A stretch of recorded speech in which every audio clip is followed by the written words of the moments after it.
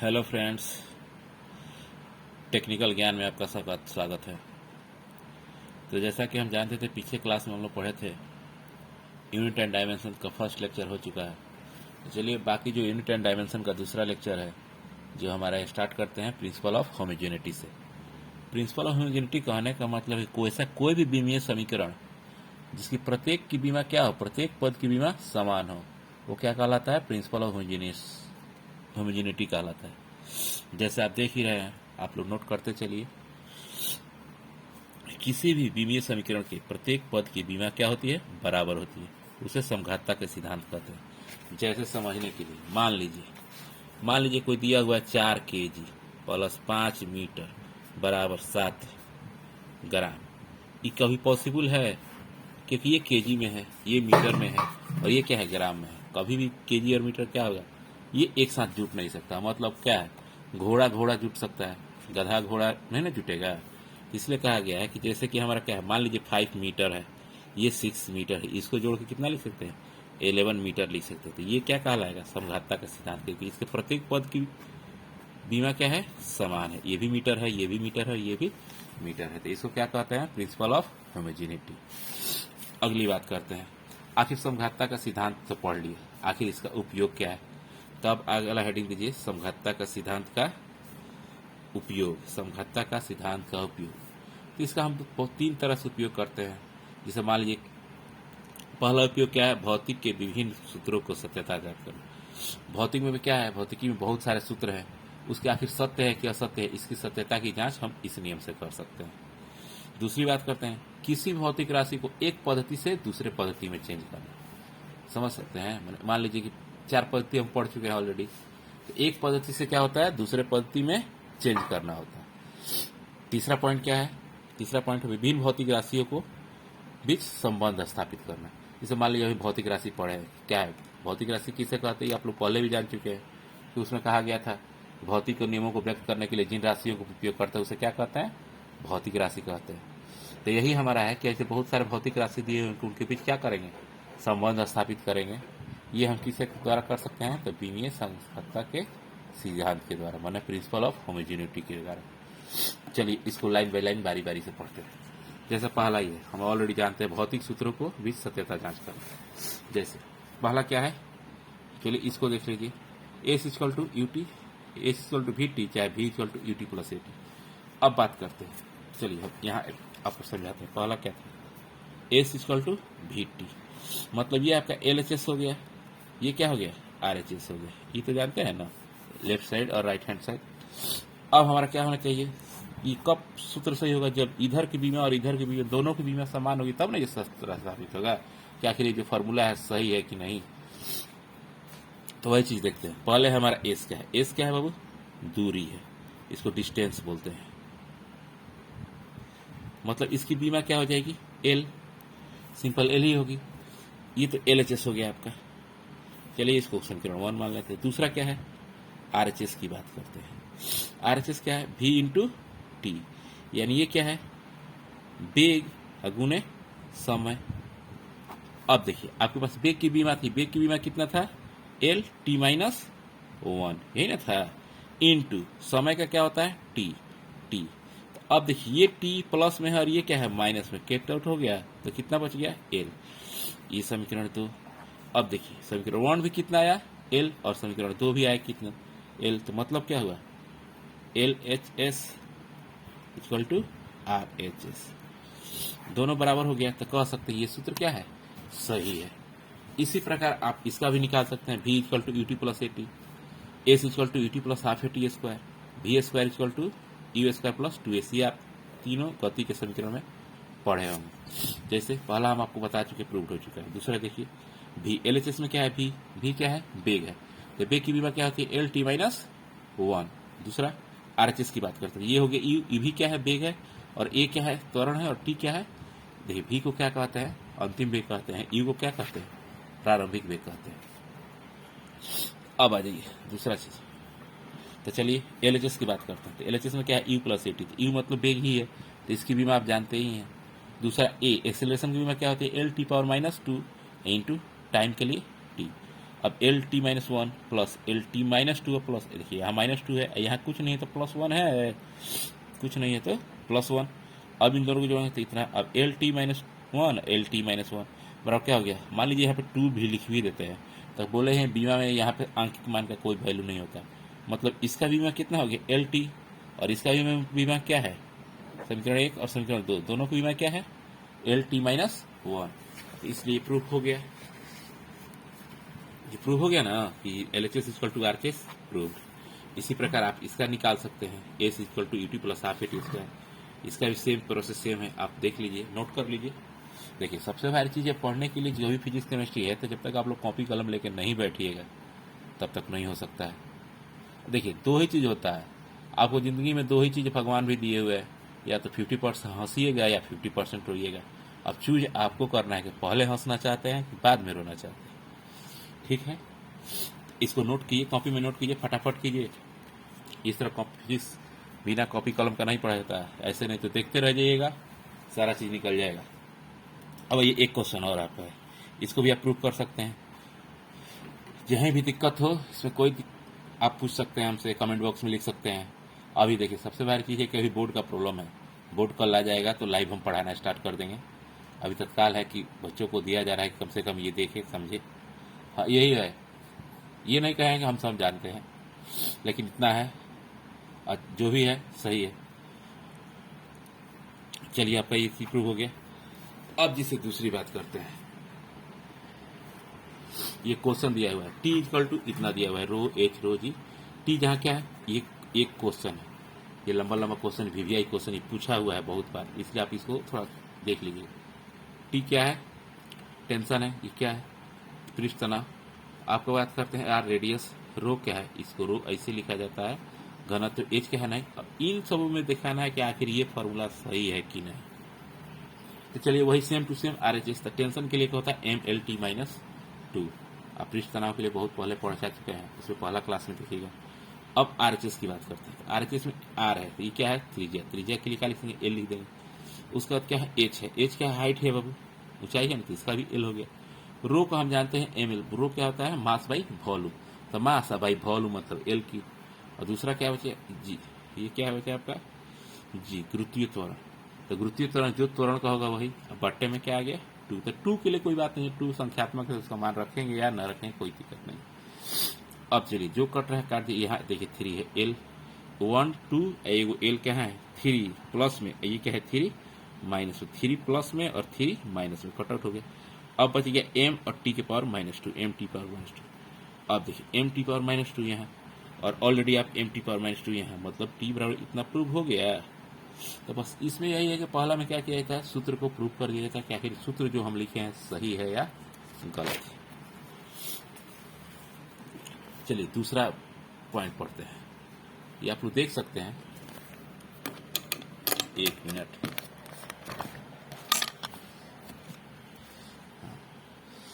हाँ, जिनको वीडियो में थोड़ा प्रॉब्लम भी हो रहा होगा कि सही से फिगर आया ना रहे, तो थोड़ा अपने यूट्यूब पे जाके उसका कंट्रास्ट चेक कर लीजिएगा, नॉर्मल या हाई वॉल्यूम पे रख लीजिएगा तो सही हो जाएगा। अब दूसरा ये भी क्वेश्चन है S equal to half G T square, ये आप अपने आप प्रूव कर सकते हैं, जो पहले नियम था उसी हिसाब से क्वेश्चन लिख सकते हैं, पॉज करके भी देख सकते हैं और पढ़ सकते हैं, कोई दिक्कत नहीं। अब अगला क्वेश्चन है किसी भौतिक राशि को एक पद्धति से दूसरे पद्धति में बदलना।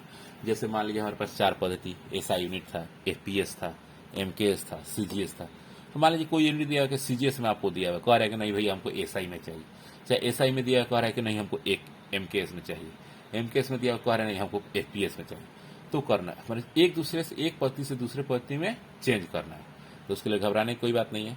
बस एक छोटा सा हल्का फॉर्मूला है, उसको आप आसानी से एक बार देख लीजिएगा तो दुनिया का कोई भी चेंज, कितना भी कन्वर्सन होगा किसी पद्धति से किसी पद्धति में जाने का, वो आसानी से कर सकते हैं। मान लीजिए मेरे पास 2 गाय है, यही ना कह सकते हैं, मान लीजिए मेरे पास 2 गाय हैं चाहे 2 बैल हैं, कोई भी चीज़ मान लें, एक को अलग मानते हैं दूसरे को अलग मानते हैं, तो वही चीज़ है। मान लीजिए 2 भौतिक की वे कोई क्वांटिटी पद्धति है, द्रव्यमान लंबाई समय एमएलटी उसके लिए लिए है। इसी भौतिक राशि के लिए की दूसरे पद्धति में क्या है एम U11 था, ये M2 L2 T2 था। मैंने पहले पद्धति में 2 पद्धति है तो दोनों को अलग अलग नाम देंगे ना जी, तो एक पद्धति में क्या लिए हैं, 1 लिए हैं, और दूसरा पद्धति में प्रोफिक्स का लिया है 2 लिए हैं। तो अब चलिए वी नो दैट, पहला हम क्या करते हैं, क्यू क्या है, एन क्या है, इसका आंकिक मान है, और यू इसका क्या है, चार्ज है, जो MLT हमारा लगा हुआ है। कुछ नहीं करना है, क्यू के लिए एक बार पहले पद्धति में लिख लीजिए, ई आंकिक मान है 2 4 10 जो रहता है उसका मान है, m x के पावर 1 m x के power 2 t power minus Z, X Y Z ले सकते हैं, आप कहीं कहीं ABC भी लिख सकते हैं, उसमें घबराने की बात नहीं है। सेम ऐसे ही पहला इक्वेशन दूसरा इक्वेशन। अब समीकरण 1 और 2 से चलिए मान लीजिए समीकरण 1 और 2 की बात करेंगे तो इतना लिख सकते हैं ना जी, थोड़ा सा इतना समझिए, इसमें क्या हो जाएगा, समीकरण 1 की बात। अब इसमें क्या कर सकते हैं, N1 U1 equal to N2 U2 लिख सकते हैं, इसमें तो घबराने बात नहीं।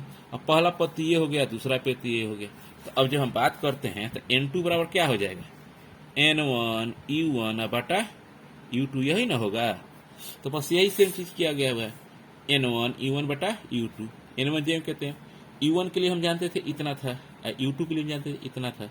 अब सबको लगा दिए, कुछ नहीं करना, T वाले को T के साथ, L वाले को L के साथ, M वाले को M के साथ रह के काट देंगे। समझ में आया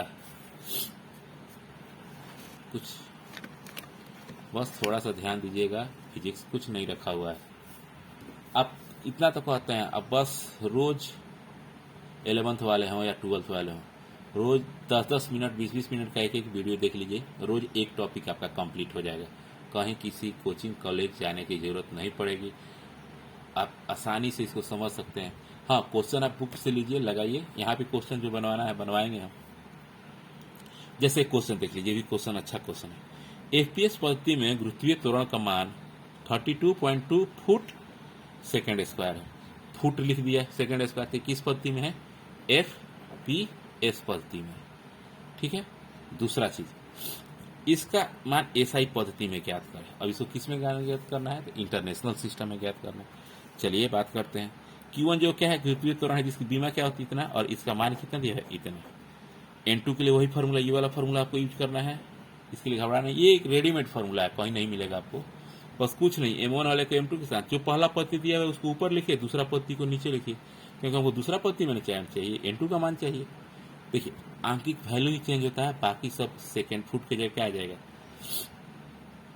मीटर आ जाएगा, सेकेंड तो सेकेंड ही रहेगा। चलिए L1 बाई L2 हम जानते हैं L है, तो पहला पद्धति के लिए L1, दूसरा पद्धति के लिए L2, सेम फार्मूला है, L1 by L2 Y, T1 by T2 Z. यहाँ वाई जेड इसलिए लिख रहे हैं कि यहाँ M नहीं है, आप चाहे तो AB भी लिख सकते हैं। अब आ जाइए, ये आपका आंकिक मान था, उसको घबराना नहीं है। अभी क्या दिया है, फुट दिया हुआ है बटा मीटर, दूसरा SI में हम क्या लिखते हैं, मीटर लिखते हैं। फुट जो आपका सेकंड तो सेकंड ही रहेगा, सेकंड सेकंड कैंसिल आउट कर दिया, हम कोई दिक्कत नहीं है। अब हमारे देखिए, हम जानते हैं फुट, तो 12 फुट होगा ना जी। अब इसमें क्या है, 1 मीटर का सेंटीमीटर में चेंज करना है, मीटर में तो 2 पॉइंट इतना से करेंगे तो किस में आ जाएगा, टोटली का टोटली सेंटीमीटर में आ गया। अब ये भी मीटर हो गया, ये भी सेंटीमीटर हो गया, 1 मीटर में कितना सेंटीमीटर, 100 सेंटीमीटर, ये भी कैंसिल आउट। सिर्फ हमको यह आंकिक मान चाहिए। अब इसको कैलकुलेट कीजिए, भाग दीजिए, टोटल का टोटल इतना आ जाएगा। कैलकुलेटर लेकर बैठिए, क्या दिक्कत है, जब फिजिक्स से मैथ पढ़ना है तो बिना कैलकुलेटर का थोड़ी होगा। अगला क्वेश्चन एक और लगा लीजिए, आप खुद क्वेश्चन लिखिए, अपने से बनाइए, नहीं बने बना लीजिए अपने से, उसके बाद वीडियो चेक कीजिए कि हमसे आखिरी क्वेश्चन जो बनाया दूसरा बन रहा है कि नहीं। ये भी वही मान है, FPS पद्धति में गुरुत्वीय त्वरण का मान, सेम क्वेश्चन ही दे दिया गया है। किस में चेंज करना है, सेम क्वेश्चन नहीं है, उसमें क्या था मीटर SI में, इसमें क्या है CGS में चेंज करना था। आप CGS में इसको ज्ञात कर सकते हैं, सेम फार्मूला, वहाँ जो हम सेंटीमीटर किए थे, हम यहाँ क्या आ जाएगी, मीटर में क्या हुआ, दशमलव, सेंटीमीटर में 100 से गुना कर दिया था, सेम यही फार्मूला आएगा ना। सेंटीमीटर में क्या होता है, इसको इसी को मीटर में चेंज कीजिएगा, सेंटीमीटर को मीटर में चेंज करने से क्या होगा, 100 से डिवाइड दीजिएगा, 100 से डिवाइड इतना आ गया, इतना आ गया। अगला क्वेश्चन लिख लीजिए, क्वेश्चन देखिए, CGS पद्धति में दाब का मान इतना, तो SI में इसका मान निकालें। देखिए नोट कीजिए, घबराने की बात नहीं है, टोटल का टोटल फिजिक्स खत्म होगा, कहीं जाने की जरूरत नहीं है, इतना। अब एक इसका सिस्टम और बचा हुआ, वो जो मैं आपको बता दूं। अब देखिए, आप नोट कर सकते हैं, इसमें नोट कीजिए। अरे कहीं भी दिक्कत हो आप कमेंट बॉक्स में लिख सकते हैं, इसलिए घबराने की कोई चिंता नहीं। अगला क्वेश्चन तीसरा, पहला पॉइंट हो गया, दूसरा पॉइंट भी हो गया और एक तीसरा पॉइंट बताइए है। तो तीसरा पॉइंट क्या है, किसी भी भौतिक राशि में बीच में संबंध स्थापित करना है। जैसे विभिन्न भौतिक राशियों के बीच संबंध स्थापित करना है, तो विभिन्न भौतिक राशि संबंध, जैसे मान लीजिए कोई दिया हुआ है, तो संबंध किसी पे क्या है, मान लीजिए कोई मेरे पे डिपेंड रहेगा, इंडिपेंडेंट पे तो कुछ नहीं होता। तो अब संबंध स्थापित करने, मान लीजिए थोड़ा देर के लिए कि टी कोई संख्या है, ये एक आदमी है जिनके इतने लोग आश्रित हैं, ये इस टी पे क्या करते हैं, एम है, एल है, जी है, मैंने ये मान लीजिए हमारा एक परिवार है, जैसे मेरा बेटा बाप सबको क्या है, मेरे ऊपर निर्भर है। यही ना हो सकता है, तभी ना संबंध होगा कि वो मेरे काका है, चाहे वो मेरे चाचा है, वो मेरे दादा है। तो एक क्वेश्चन लेकर समझते, यदि कोई भौतिक राशि के बारे में हम जानते हैं कि किन किन बातों पर निर्भर करता है, तो हम बता सकते हैं कि उनके बीच में क्या संबंध होगा। सबसे पहली चीज़ की पहले जिस भौतिक राशि के संबंध जानना है उसका पूरा कहानी चाहिए कि हाँ, तो अब ये जानते हैं कि अरे ये भौतिक राशि इन इन चीज़ों पर निर्भर करता है। मैंने जो भौतिक राशि के बारे में हमको जाना है तो वो किस किस बातों पर निर्भर करता है, और जो हमें पता हो तो हम निकाल सकते हैं। जैसे मान लिया कि एक सरल लोलक का आवर्तकाल टी, आवर्तकाल टू टी से रिपीट करते, लोलक के द्रव्यमान m और लोलक की लंबाई l तथा गुरुत्वीय त्वरण g पर निर्भर करता है। तो कोई भी भौतिक राशि हो जिन पे निर्भर करे उसको क्या कीजिए, प्रोपोर्शनल में डाल दीजिए। टी किस पे निर्भर करता है, समानुपाती किसके है, m, l और g के। x, y, z हम मान लेते हैं क्योंकि जो बीमा होगी उसको निकालनी पड़ेगी। ऑलरेडी जानते हैं प्रोपोर्शनलिटी हटाएंगे तो क्या लाएंगे बाबू, हटाता है तो बराबर के साथ एक कांस्टेंट आ जाता है, तो कांस्टेंट आ गया। अब देखिए टाइम का टी, अब एम क्या है, मास, तो एम के लिए क्या हो जाएगा, एम ही ना होगा। लेंथ है तो उसके लिए एल हो गया। अब जी, तो जी के लिए क्या होता है, एल टी पावर -2। ये छोड़ना नहीं है, पूरा हमको याद चाहिए, जो भी पहले पढ़े हैं उसको याद चाहिए। अब सबको एक जगह कर दीजिए, तो इधर टी नहीं, इधर देखिए सिर्फ टी है तो एम के पावर 0 लिख सकते हैं, एल के पावर 0 लिख सकते हैं, टी के पावर 1 क्योंकि है। अब यहाँ के एम के पावर एक्स, एल देखिए एगो एल यहाँ है, एगो एल यहाँ है, तो इसका पावर जेड आएगा, इसका पावर वाई, तो वाई प्लस जेड हो जाएगा ना। क्या होता है, और जो हर समान होते हैं घात क्या होते हैं, जुट जाते हैं। फिर इसमें करेंगे तो टी पावर 2 जेड। अब जो जिसके बराबर है, गधा को गधा से, घोड़ा को घोड़ा से, हाथी को हाथी से इक्वेट कर दीजिए, क्योंकि गधा घोड़ा कभी बराबर नहीं है, गधा गधे से बराबर होगा। तो चलिए एम 0 एम एक्स, एक्स का मान कितना गया बाबू, 0। यहाँ एल 0 है, यहाँ एल के पावर कितना है, तो Y plus Z equal to 0, तो एक समीकरण ये आ गया। तीसरा क्या है, टी के पावर 1, यहाँ टी के पावर क्या है, -2z, तो टी पावर, तो ये कैंसिल आउट हो गया। तो सॉरी एक कॉल आ गया था, इसलिए टेंशन लेने की बात नहीं। अब इतना हो गया y, अब y का मान, z का मान क्या है, -2, ऑलरेडी जानते हैं y plus Z equal to क्या है, 0 है ना। अब तीनों समीकरण आ गया, y plus Z equal to 0, यहाँ जेड का मान 1/2 आया है, तो y प्लस -1/2, तो ये इधर जाएगा तो प्लस में हो जाएगा। अब मतलब ये आपका y का मान प्लस में आ गया, जेड का मान माइनस में आ गया, और x का मान क्या है, 0। ये सारे मान इस पे रख देना है, तो k m के पावर 0, l के पावर 1/2 और 1 पावर -2। अब देखिए m के पावर 0, किसी चीज़ के पावर 0 होता है उसका मतलब क्या होता है, 1 होता है, तो वो गया बाहर। k l के पावर 1/2, और एक और चीज़ जानते हैं कि और जब माइनस है वो तो नीचे आएगा तो क्या हो जाएगा, प्लस आ जाएगा। तो देखिए एम जी, ये हो गया आपका जी के पावर 1/2। अब इसको एक साथ कर देते हैं, एल बाई जी कोष्ट में क्या हो गया, 1/2 के कोष्ट का मतलब, अब 1/2 का मतलब क्या होता है, रूटे ना होता है, तो इसको रूट में लगा देंगे। यही फार्मूला यही आता है कि किसी भी सरल पेंडुलम टी बराबर 2π/√g होता है। तो ऐसे ही आपका जो भी हमारा फिजिक्स का क्वेश्चन है फर्स्ट चैप्टर का लगभग टोटल कंप्लीट है। एक अच्छा क्वेश्चन वीवीआई क्वेश्चन, इसको आप लोग देख लीजिएगा, इसको लिख लीजिए और समझिए। देखिए सबसे बड़ी चीज़ है कि पढ़ाई होना चाहिए, पढ़िएगा तभी कुछ आएगा। कोई आदमी ऐसा नहीं है जो आपको पूरा समझा, मैंने पूरा क्या करे, घोर के नहीं पिलाएगा, मेहनत आप ही लोगों को करना पड़ेगा। आप लोग मेहनत करिएगा, हम आपको मेहनत कराने के लिए तैयार हैं। तो ओके गाइस, मिलते हैं फिर अगले चैप्टर में। कल फिर इसी फिजिक्स का दूसरा चैप्टर का आपका आएगा जिसका नाम है स्केलर और वेक्टर। हाँ, जितना से एक रिक्वेस्ट आप लोगों को, जितना से जितना अधिक है इस चैनल को सब्सक्राइब कर लीजिए। हाँ, 1-2 दिन और रुक जाइए, बोर्ड बहुत जल्दी लग जाएगा, तो फिर फेस टू फेस मैं आप लोग को पढ़ाऊँगा और लगातार ऑनलाइन चले। और टेक्निकल ज्ञान को सब्सक्राइब कर दीजिए और अपने दोस्तों को शेयर कर दीजिए, हो सकता है कहीं ना कहीं किसी के काम आ जाए।